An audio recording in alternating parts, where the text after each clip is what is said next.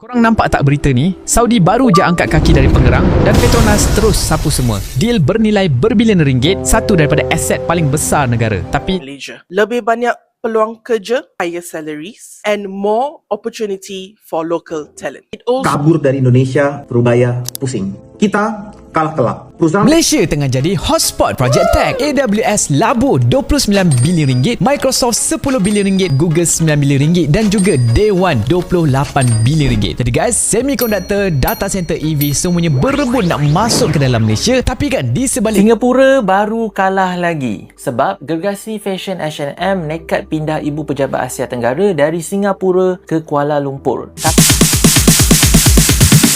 Sorry, it's DJ. Hi, welcome back to my YouTube channel with me, Sari Ting Ting. Hai semuanya, apa kabar kalian? Semoga senantiasa dimanapun kalian berada diberikan kesehatan, dipermudahkan juga segala apa yang kalian kerjakan. Amin. Nah, di sini lagi-lagi ya Malaysia rebut investor-investor asing daripada luar negara. Bahkan yang berinvestasi sebelumnya di Indonesia lari kabur ke Malaysia.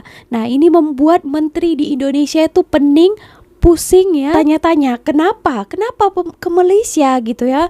Ya mungkin Bapak pun sendiri sudah tahu jawabannya ya. Kita tengok sekarang rupiah pun sangat-sangat teruk ya. Mestilah pelabur itu mau datang ke negara yang ekonominya itu stabil, betul tak?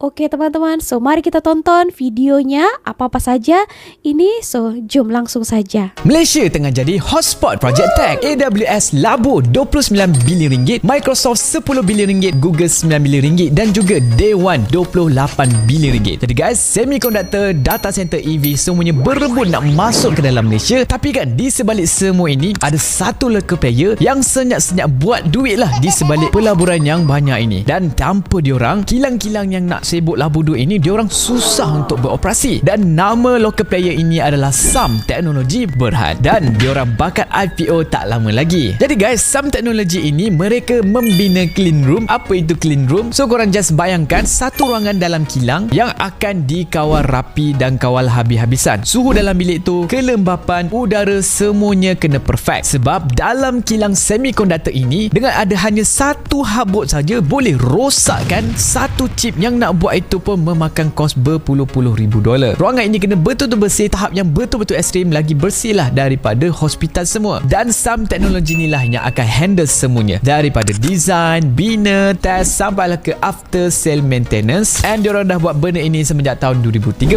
dan diorang pun dah ada management team yang dah ada lebih 30 tahun experience dalam industri ini. Dan klien mereka pun bukan calang-calang, antaranya ST Microelectronics. Satu projek saja dah bernilai 74.8 juta ringgit. And then ada Unisem Honghui untuk EV battery plant. Dan baru-baru ini mereka secure projek data center dekat Johor bernilai 24.8 juta ringgit. So bukan satu sektor saja, diorang dah diversify. Jadi sekarang diorang nak list dekat ACE Market. IPO price mereka adalah 28 sen. Market cap mereka nanti adalah 126 juta ringgit dan semuanya adalah saham baru, tak ada offer for sale. Jadi revenue financial year mereka untuk 2025 adalah 65.67 juta ringgit. Profit after tax adalah 7.16 juta ringgit dan profit itu tidak termasuklah dengan cost listing. Dan order book mereka untuk setakat April 2026 adalah sebanyak 39.09 juta ringgit. So mereka ini dah ada kerja lah dalam tangan. Dan untuk korang yang prefer saham patuh syariah, yes guys, Sam Teknologi ini adalah syariah compliant. Jadi kenapa sektor ini berbaloi untuk kita perhatikan? Jadi market clean room dekat Malaysia ini dijangka mencecah 7.19 bilion ringgit by tahun 2029 and 59 projek semiconductor bernilai 16.9 bilion ringgit telah pun diluluskan. Jadi demand itu ada, memang real, bukan lagi sekadar hype semata-mata. Jadi selagi projek tech ini terus masuk ke dalam Malaysia, company seperti Sam Teknologi inilah yang akan quietly winning behind the scene. So korang pula macam mana? Adakah korang akan subscribe IPO ini ataupun tidak? Drop dekat komen dah nak dengar pendapat korang. Like dan share juga video ini dengan korang yang tengah pantau senarai IPO tahun ini. Cuma daun ingatkan, IPO ini adalah sangat-sangat high risk. Lebih high risk daripada stok biasa. So please guys, sebelum korang labur dalam apa saja IPO yang akan datang, pastikan korang kaji betul-betul dan bersiap sedialah untuk alami segala risiko naik dan juga turun market ini. Jadi guys, kalau korang juga belum follow Daus, pastikan korang follow Daus supaya korang tak terlepas untuk next IPO. And kalau dah follow Daus, jumpa lagi korang semua pada next video. Ciao.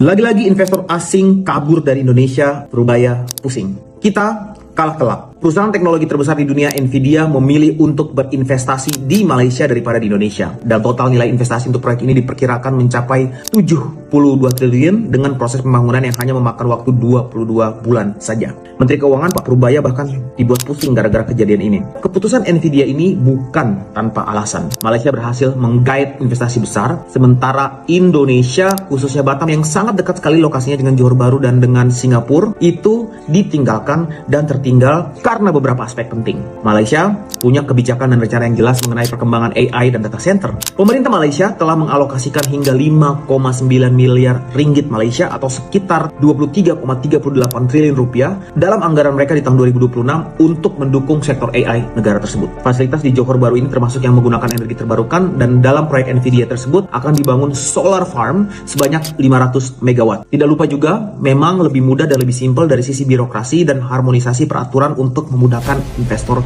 bergerak dengan sangat cepat. Saya punya 3 rekomendasi yang ingin saya sampaikan kepada pemerintah, dan dalam hal ini strategi ini dapat dipergunakan untuk meningkatkan daya saing investasi kita, mengingat Batam lokasinya sangat strategis bagi Indonesia, berbatasan langsung dengan Singapura dan Johor Bahru Malaysia. Pertama, bangun One Stop Investment Hub. PP Batam sudah dibantu Presiden Prabowo dan thanks to Pak Amsakar Ahmad dan Ibu Lee Claudia Chandra dengan terbitnya PP 25 dan PP 28, di mana perizinan usaha yang sifatnya umum berada di tangan PP Batam. Artinya perlu adanya integrasi perizinan lintas kementerian dan lembaga dengan target waktu yang jelas, ada timelinenya. Ini dapat meminimalisir birokrasi dan mempercepat keputusan investasi yang dapat menjadi modal utama untuk menarik investor khususnya dalam hyperscale technology. Kedua, kita harus mengembangkan green grid untuk data center. Investasi energi bersih di Batam harus dipercepat. Lagi-lagi thanks to Ibu Lee Claudia dan Pak Amsakar Ahmad, karena beliau berdua telah melakukan rapat dengan negara tetangga seperti Singapura, dan sudah ada persetujuan-persetujuan yang telah mereka buat, tetapi perlu dipercepat lagi. Termasuk dalamnya memberikan insentif untuk pembangkit renewable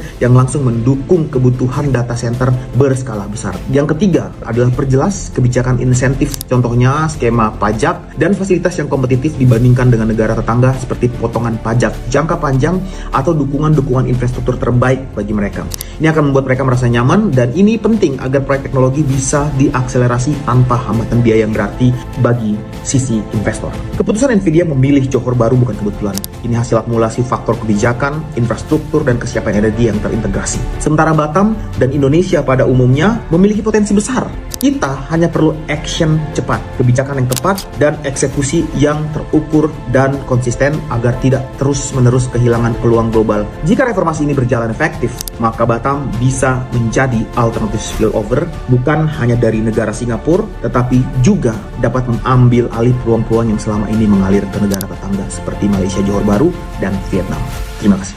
Nah, tadi itu ya, banyak sebenarnya lagi pencapaian-pencapaian yang Malaysia ini, yang katanya Benix itu ya, Malaysia akan kolaps apa semuanya ya, menurut pakar-pakar ekonomi hoax Indonesia itu tentang Malaysia. Nah, tapi inilah kalau orang Indonesia yang bijak ya, mereka tuh tengok fakta ya. Walaupun negara kita itu sekarang memang tengah merundum ya, dia orang cakap yang hasil nyatanya. Nah, tadi itu banyak investor yang lebih percaya, lebih yakin untuk melabur ke Malaysia karena mereka merasa nyaman. Ekonomi di Malaysia ini merasa lebih stabil ya daripada negara kita yang saat ini pun saya sebagai orang Indonesia pun merasa ya macam goyah sikit lah Indonesia ya. Oke teman-teman ya, kebanyakan program-program kebijakan tapi hasilnya belum lagi. Nah, ini ada lagi pidato terbaru ini, nantilah kita reaksikan itu ya. Oke, tapi kita tengok dulu beberapa video lainnya ya. Singapura baru kalah lagi sebab gergasi fashion H&M nekat pindah ibu pejabat Asia Tenggara dari Singapura ke Kuala Lumpur. Tapi adakah ini berita baik untuk kita semua? Hai semua, cikgu di sini. Baru-baru ni industri fashion dan korporat dikejutkan dengan berita pengstrukturan semula besar-besaran syarikat H&M bagi operasi Asia Pasifik mereka. Berita gembiranya untuk kita adalah H&M secara rasminya memutuskan untuk memindahkan ibu pejabat serantau Asia Tenggara mereka dari Singapura ke Kuala Lumpur menjelang 1 Julai ini. Keputusan ini meletakkan Malaysia sebagai hub utama pasaran Asia Tenggara. Walau bagaimanapun, langkah ini ada sisi gelapnya guys. Apabila H&M bakal mengurangkan sekitar 30% tenaga kerja sokongan serantau mereka, melibatkan pemberhentian 78 daripada 256 pekerja yang kebanyakannya berpangkalan di Singapura. Kita kena faham yang pengstrukturan ini adalah sebahagian daripada model operasi komersial baru H&M yang membahagikan pasaran global kepada 4 benua baharu. Bagi pekerja yang terkesan di Singapura dan Ho Chi Minh, proses penilaian jawatan baru sedang berjalan sehingga pertengahan Jun, manakala operasi kedai runcit langsung tidak terjejas. Jadi sebenarnya pilihan H&M menjadikan Kuala Lumpur sebagai hub baru ini membuktikan yang Malaysia kini ada daya tarikan ekonomi yang sangat kompetitif dari segi kos berbanding Singapura. Di sebalik isu pemberhentian pekerja yang menjedihkan di negara jiran, perpindahan ini adalah satu kelebihan besar untuk ekonomi kita kerana ia bakal membuka peluang kerjaya korporat peringkat tinggi untuk rakyat Malaysia. Jadi korang jangan risau sebab Kuala Lumpur kini jadi hub baru Asia Tenggara buat H&M. Walaupun ada berita sedih bab layoff pekerja di Singapura, pelaburan besar masuk ke Malaysia ini tetap satu petanda ekonomi kita makin mantap. Faham dulu, baru cerita. Good job! Pihak Berkuasa Perkhidmatan Kewangan Indonesia OJK berkata, tiada penjualan panik berlaku dalam pasaran saham negara itu selepas MSCI menggugurkan 6 syarikat daripada Indeks Global Standard Indonesia. Sambil menegaskan usaha pembaharuan pasaran modal akan diteruskan. Penyedia indeks global itu pada Selasa mengumumkan penyingkiran Aman Mineral International, Chandra Asri Pacific dan Swastatika Sentosa, Barito Renewables Energy, Petrindo Jaya Kreasi dan Sumbel Alfaria Trijaya daripada MSCI Indonesia Index susulan semakan suku tahunan. Langkah itu menyebabkan indeks komposit Jakarta merosot sehingga 1.92% pada Rabu, paras terendah dalam tempoh lebih setahun, manakala kebanyakan saham syarikat terlibat menjunam lebih 10%. Sumber Alfaria Trijaya menjadi satu-satunya pengecualian apabila hanya susut 2.47% selepas dipindahkan ke indeks syarikat kecil MSCI Indonesia. Semakan tersebut dibuat selepas MSCI bulan lalu memutuskan untuk melanjutkan kajian terhadap pasaran saham Indonesia hingga Jun bagi menilai pembaharuan yang diumumkan kerajaan negara itu. Indonesia sebelum ini mengambil tindakan susulan amaran MSCI pada Januari yang mencetuskan kejatuhan pasaran dan pengeluaran pelaburan asing. Ketua Penyeliaan Pasaran Modal OJK, Hassan Fauzi berkata kejatuhan pasaran pada Rabu masih dalam julat normal dan jumlah serta kekerapan dagangan menunjukkan tiada penjualan panik berlaku. Bagaimanapun penganalisis menjangkakan tekanan jualan akan berterusan menjelang pelaksanaan penyusunan semula indeks pada 29 Mei apabila dana pasif yang menjejaki indeks terpaksa menjual pegangan masing-masing. Tapi asing gak bakal mau invest di Indonesia. Kayak Elon Musk batal, Apple invest di Vietnam lebih banyak. Alasannya? Bukan hukum kita, tapi penegakan hukum kita. Kalau gue udah tiba-tiba invest 10 triliun untuk buka pabrik, buka lapangan pekerjaan di Indonesia, tiba-tiba aturan berubah, tiba-tiba mereka dijegal gitu. Mereka harus jagain investment mereka dong. Tapi banyak juga kan, Pak Jokowi kan juga dekat dengan investor asing. Banyak, tapi kalau dibandingin sama negara lain, itu dikit banget. Singapura itu 30% FDI to GDP. Indonesia berapa? 6%. 6. GDP 6.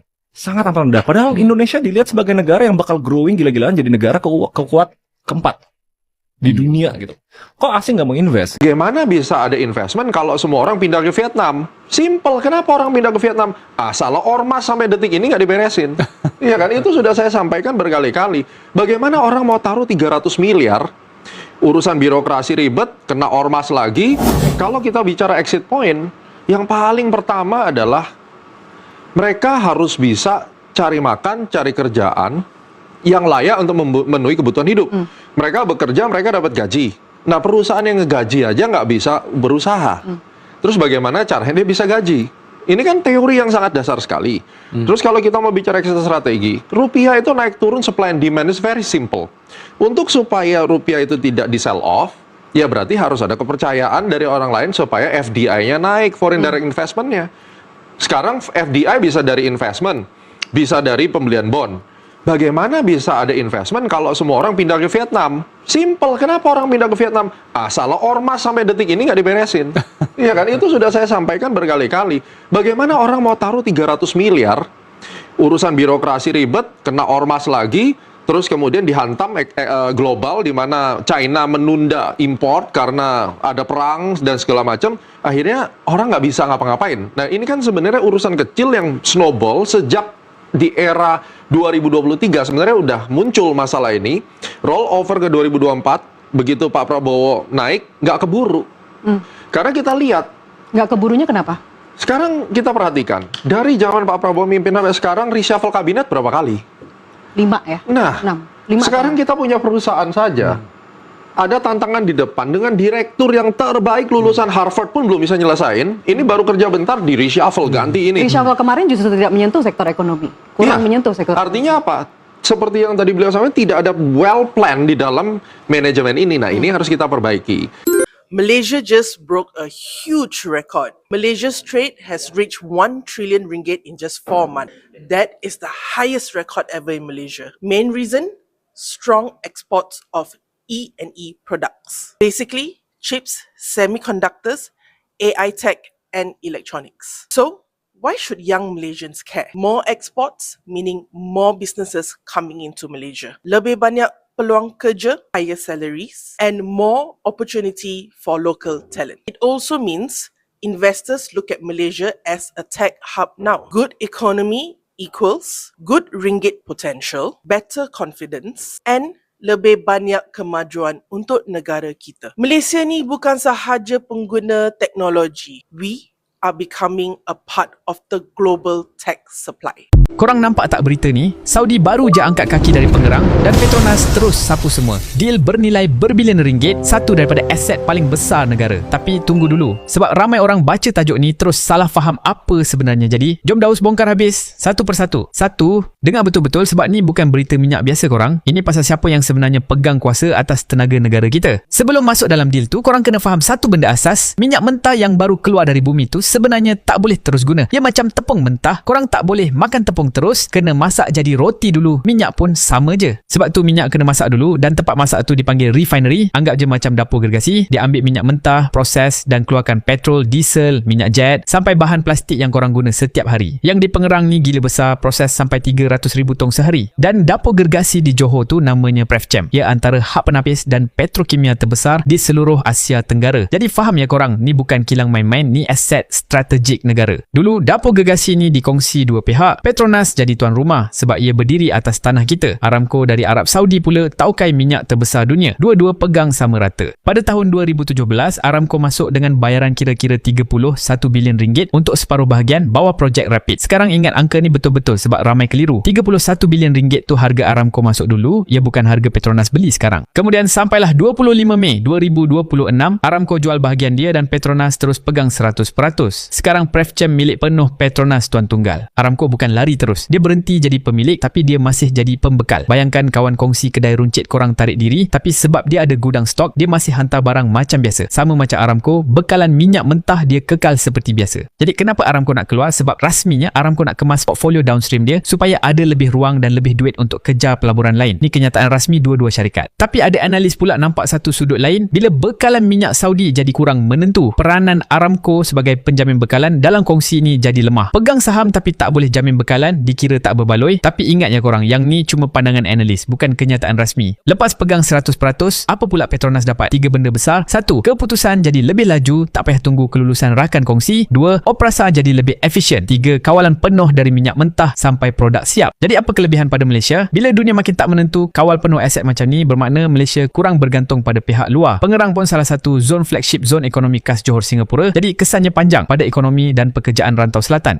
Sekarang korang mesti tanya, macam mana mana nak ikut serta dalam sektor tenaga ni, korang memang tak boleh beli Petronas terus sebab ia tak tersenarai, tapi korang boleh dapat exposure guna app macam Momo. Daftar guna kod DAU SDK37 buat deposit dan korang boleh claim reward sampai RM1,800. Jadi ringkasnya korang, Petronas dah jadi pemilik penuh sekarang, tapi Saudi masih kekal jadi pembekal. Kalau korang faham sampai sini, korang memang dah lebih ke depan dari ramai orang. Jangan lupa save video ni, share dengan kawan. So, apa pendapat korang tentang berita ni? Teman-teman, nah itu tadi ya, kalau dikatakan ya banyaklah keuntungan untuk rakyat Malaysia. Kenapa ekonomi itu stabil, kenapa pelabur-pelabur asing datang ke negara ini untuk melabur ya. Salah satu kebanyakan itu adalah peluang pekerjaan ya, bukan kerja buruh ya, kerja profesional yang mesti ya mereka akan bagi juga kepada rakyat Malaysia yang berpelajaran.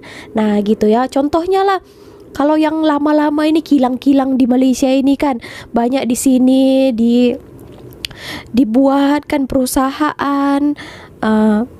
Tengok yang bekerja di atas-atasannya itu kan kebanyakan orang Malaysia, pekerja profesional. Tapi manakala macam buruh-buruh kasar yang rendah itu daripada luar, contohnya kan kalau kilang-kilang, pekerja kilang daripada Indonesia, daripada negara-negara luar lainnya. Tapi yang kerja profesionalnya itu ramai daripada kalangan rakyat Malaysia. Nah, disitulah salah satu keuntungan. Ada banyak lagi ya. Saya tengok akhir-akhir ini pun banyak sekali negara-negara luar karena ditengoknya ekonomi Malaysia ini stabil, mereka mempercayai untuk memberikan free visa ya. Jadi kalau kalian kemana-mana, itu hari saya tengok Paris ke dekat mana itu katanya sudah mau akan dibuka free visa bagi rakyat Malaysia. Nah ini adalah salah satu keuntungan ya, itulah base-nya ya. Sedangkan kami entahlah, tak tahulah sampai saat ini pun saya tengok banyak sekali program apa-apa dibuat ya, difikirkan, tapi jalannya itu pun belum lagi sampai ke sana. Ya, kita doakan yang terbaik lah ya kepada negara kita, negara Malaysia. Saya juga doakan supaya lebih tinggi lagi, terbaik. Oke, so itu saja video kali ini. Bagaimana pendapat Anda? Silakan berikan komentarnya di bawah. So see you on my next video with me, Sari Ting Ting. Bye.